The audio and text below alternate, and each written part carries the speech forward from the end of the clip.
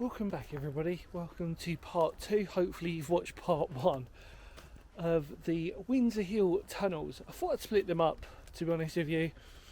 If you want to know about the history of these tunnels, feel free to check out part 1. We're in Somerset. It's a little bit of a drizzle. Sun has finally risen, although it is a light rain, gloomy day today, but plenty of light as we can sort of see. And we are about to enter the newer of the two tunnels that was built, which is the smaller of the two tunnels, and it probably won't take us too long as you can see.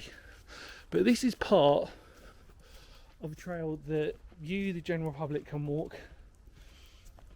It's wonderful. This would lead up to the viaduct if we carried on going this direction. The only tricky thing is, if you're not local, I can imagine parking being an absolute nightmare. But we're here. It's wonderful. It's very simple in its construction. It's actually a lot more different construction. Sorry, I should put my teeth back in from the first one. You'll only know that if you watch part 1. But look at the actual natural... Look, Windsor Hill. There you go. If you can see that. My heart fills with joy when I see people who preserve and conserve all this stuff. I think the idea is that they're going to link this up. Now, if you're not aware, I've done the other disused tunnels along this way. And I thoroughly recommend that you type in Somerset and Dorset Railway, and you will hopefully find them on there. Well, I'm just looking at it. Just, like I said, you've always got to sort of say to myself, you know, a Kent lad like me, it's rare that I get a chance to come off work and have a look. Here we go, I'm just going to get the torch out. Look at that. I'm going to crack straight on with it because it is just a very straightforward tunnel. You can see it's been tarmacked over as well.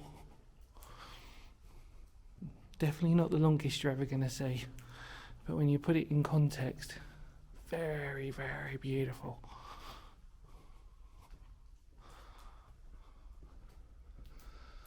Reviews there.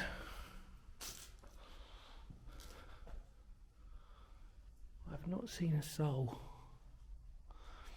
That's probably for a very good reason, that even though it is early in the morning, it was quite dark this morning. And in fact, believe it or not, I had to wait for it to get slightly lighter. So I literally drove up here in the dark, and it was worth it. Absolutely worth it. The thing is, because of the history of this line... Oh, that was weird. Torch just went off. Because of the history of this line, I would have been quite happy just to have done this tunnel. But the other one was more historically important because of it being the first one and because of its use with Concord. Still doesn't stop this one being any less important, however. Actually, I always think to myself, the bigger surprise, I'm more shocked if I do see someone actually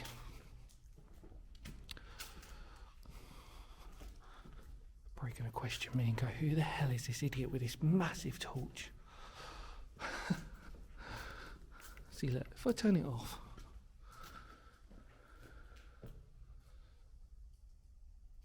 so quiet.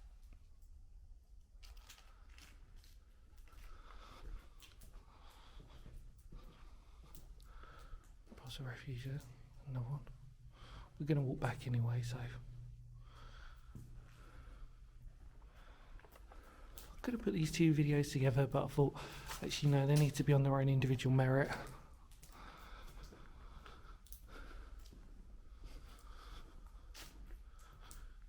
You can see the restoration where I'm assuming they've tried to do their best to stop it from leaking.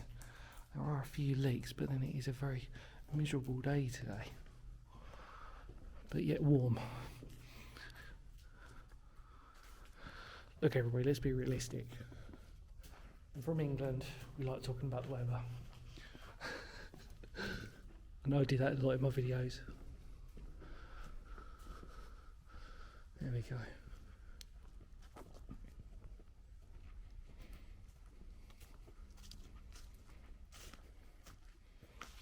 Ta-da!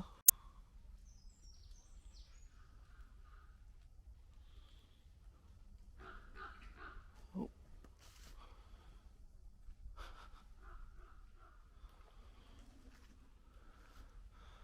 I love that sign, that Windsor Hill sign. That's just the best. Oh, birds all over the place.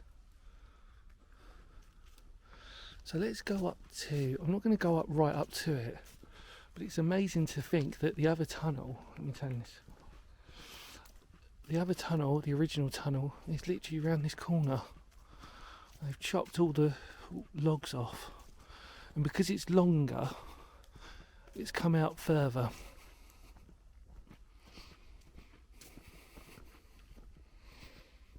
Around here somewhere. Over there, I do believe. If we were to climb over there, but we've already done it, so we don't need to do it. Yeah, look, there's the grate for it. Up top there, so it's literally there. So you can see the distance in difference between length. That's where that one starts. Don't know if you can see that. Hang on, let me just get a quick finger zoom out. There's the sort of like, I don't know what that is really. It's sort of like a frame, isn't it? To stop any, I'm assuming, any sort of like landfall or something going on. And then there's the other one. There's a good distance between them in yards. So cool though. Right, let's head back. Come on.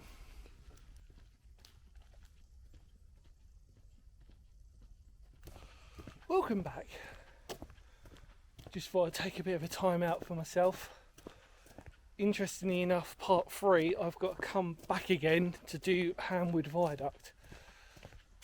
So, doing a lot of walking already, just on a short bit. But I do think it's important that we just document all 3 going up and down, 3, the viaduct and 2 tunnels, and separate them to give them their own individual merit, although there's one history lesson for all. I just also wanted to try this out. So, I normally use my big torch, as you've seen. I just wanted to try this, which is my normal handheld one that I'm using quite regularly now. It's alright, isn't it? Should we use this? On the way back. There you go. Just gone straight in, haven't we? We've gone straight in. No messing. So yeah. I actually used this one on the other sections of the disused tunnels that we did on the Somerset and Dorset. Actually, this very torch is my backup torch. I sort of thought it did work quite well. It's a different kind of light, but it works nonetheless. You can see everything you need to see in here. You see the reflectors as well, obviously for, I'm assuming, people cycling. You can imagine that this can be quite a scary place at night, actually. Lots of horses, and obviously through that way you've got Windsor Hill, through that way, ta-da, you've got Windsor Hill Quarry, and lots of quarrying works.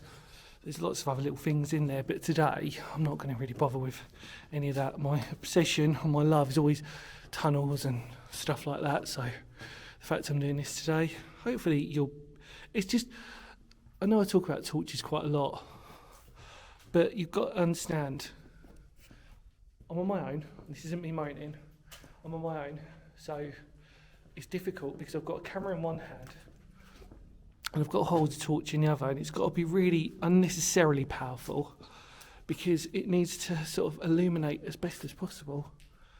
Because if it doesn't, it sort of will end up doing this, and you'll just only see little glimpses. So it's kind of important, like when I get a nice torch, which obviously you've seen already from my tunnel torches, that works. And it's just nice to actually test out this handheld one. Well, I mean handheld, like just your normal sort of average torch, which is just quite powerful and it does a good job. Again, a torch like this would be doing fantastic work if I wasn't filming. I'd be like, this is brilliant, don't need to film. You know, if I was on here and I wasn't sort of worried about it coming through the camera. But you can see, it does a really good job, this one. Sometimes that's all you need. Look at this. So as I sort of said, this is the older of the two tunnels, namely the shorter one and the straighter one, and the more symmetrical one. Your standard tunnel, and obviously you've got the calcification, it's probably the right word, isn't it, from when the water drips through. What you get in your kettle. Lime scale.